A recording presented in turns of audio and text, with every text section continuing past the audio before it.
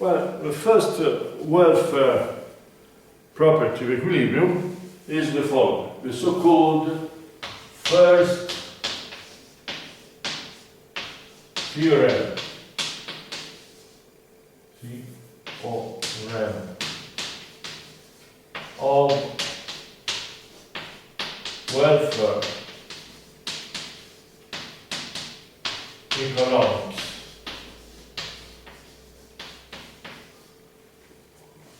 The equilibrium allocation of every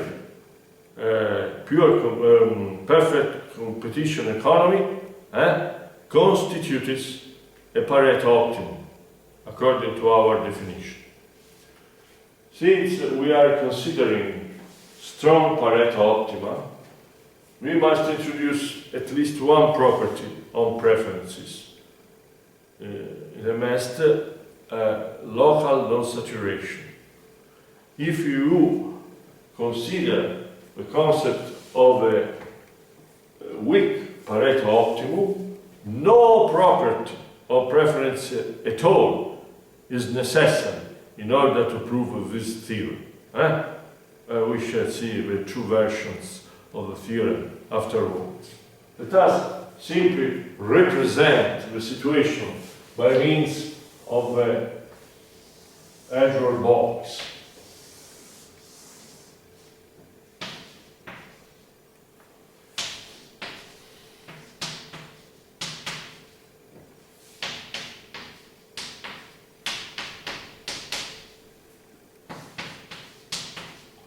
This is the vector which represents the allocation, which represents initial endowment. Trace the common budget line. Since we have an equilibrium, the optimal points coincide.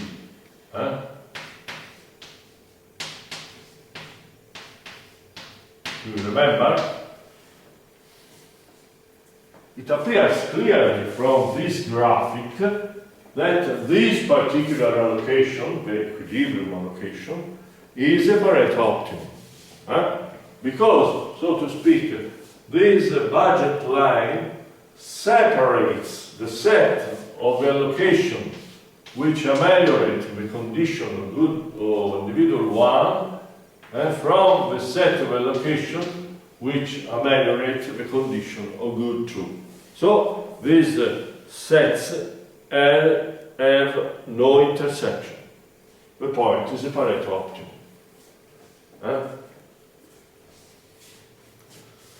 This is the first theorem of welfare economics. This is not a proof, of course.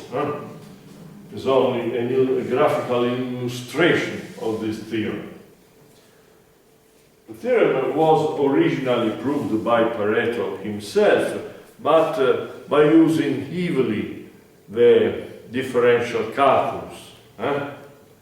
In reality, there is no need altogether of the differential calculus, marginal utilities, marginal rate of substitution, and so on. It is simply a consequence of maximizing behavior of the consumers. It's a very important result, which was proved by Paul Samuelson, a well-known American economist, by means of simple inequalities, the well-known Samuelson inequalities, as we should see. This is the first theorem of welfare economics. I repeat, every equilibrium allocation for a pure competition economy represents a Pareto optimum, constitutes a Pareto optimum.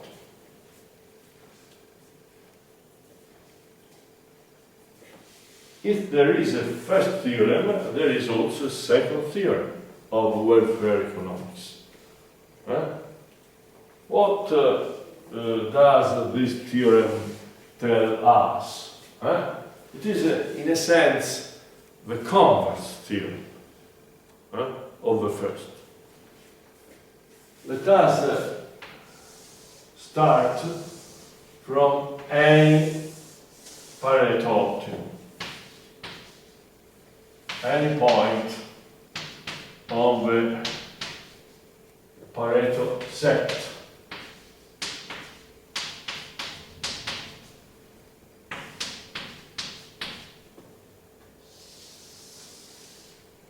Like this. This is a location of the Pareto set. The problem is the following.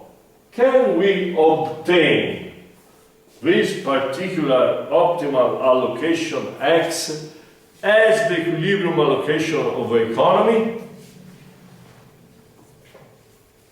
Clearly, if you have this initial endowment, and for example, in different schools, which passes by this omega are these, clearly X cannot be an equilibrium allocation for the economy, simply because the second subject would be in X on a lower indifference curve than on omega.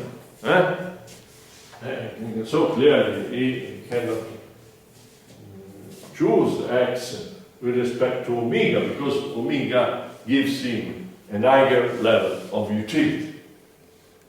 However, it is possible, put attention, to obtain X as an equilibrium point by suitably modifying the set of initial endowments.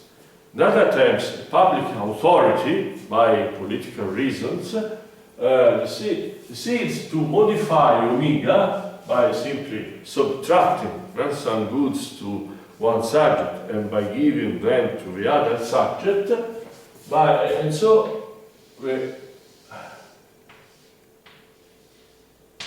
initial endowments are changed from omega to omega prime. This is a form of redistribution of the initial endowments. Some goods are given to the subject 1 in this case and subtracted to the subject 2. At this point, let us the economy work, let us the market work. In effect, by changing the initial endowment, this point X becomes the equilibrium allocation for the economy. So, after a suitable redistribution of initial resources, you can obtain this point, this Pareto optimum, as the equilibrium allocation of the economy. In this case, the result is obtained by simply modifying the initial endowment, but another instrument which is described in Mascolel and others is the introduction of lump sum taxes, well-known lump sum taxes.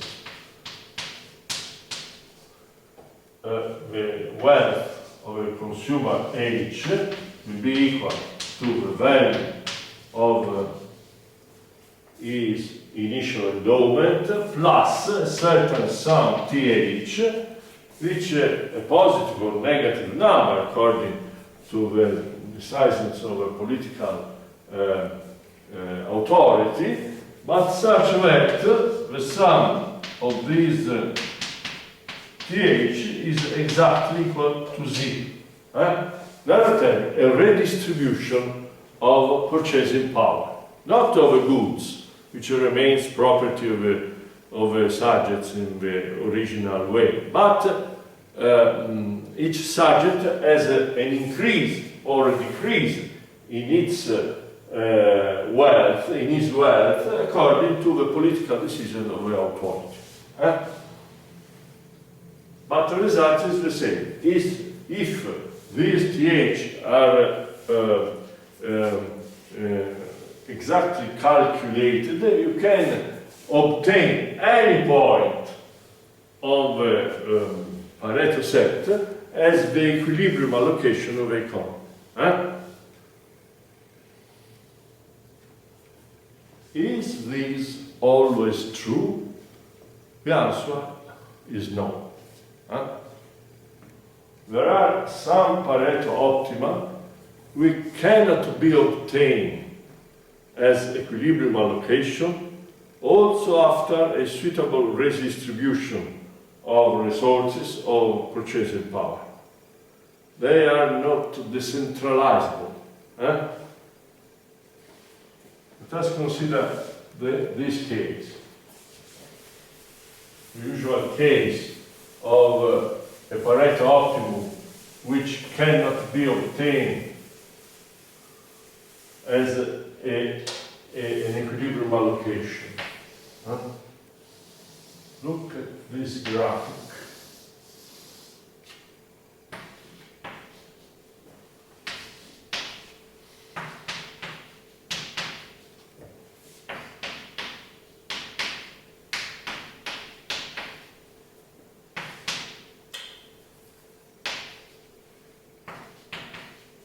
Consider this point x.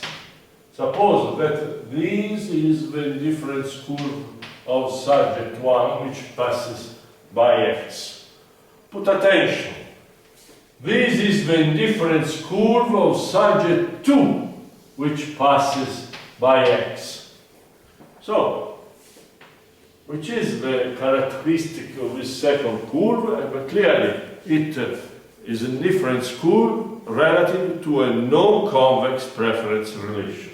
Because if you rotate the indifference curve of subject 2, you obtain an indifference curve like this, where, for example, if this is x2, these are the preferred point to x2, and therefore, as usual, by uniting these two preferred points by a segment, you observe that some points on the segment are not preferred to x2, as before. But this is a Pareto optimum? Yes, this is a Pareto optimum. Why? Because the set of allocation which ameliorate the condition of subject 1 and the set of allocation which ameliorate the condition of subject 2 has a void intersection. There is no allocation which ameliorates the condition of both subjects or at least ameliorates the condition of one subject while the other remains unchanged. So this is a Pareto optimum. But it is clear that this Pareto optimum cannot be obtained as an equilibrium allocation. Why? Consider, which is the price system according to which the subject 1 chooses this point? Clearly is this. If this is the budget constraint of subject 1, it maximizes his utility or his preferences in this point. But clearly for subject 2, this point is not optimal, because the situation of subject 2 is the following. And the optimal point is, for example, this point, and not this point, where there is tangency between the indifference curve and the budget line of subject 2. So clearly, there is no price system according to which both subjects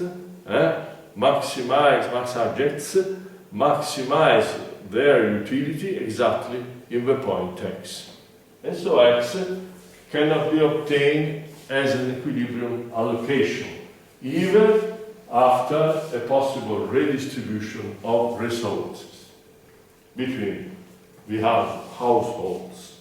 Is it clear?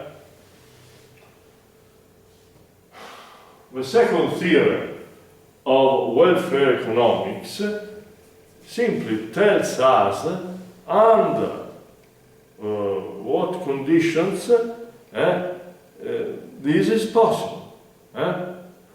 In this case, convexity lacks. The preferences of the second household are not convex. If you introduce convexity and monotonicity of preferences and some other technical assumptions, as we shall see in the end of this module, you can prove that every Pareto optimum can be obtained as an equilibrium allocation after a suitable redistribution of resources. Is it clear? So, while the first theorem is substantially always true, the second theorem is not true. You must introduce very, very strict assumptions on the structural preferences of technology if you have a production economy in order to obtain this second result. While the first depends essentially on the constrained maximizing behavior of the consumer. There's a big difference between the first and the second theorem of welfare economics on this regard. Now let us have another interaction.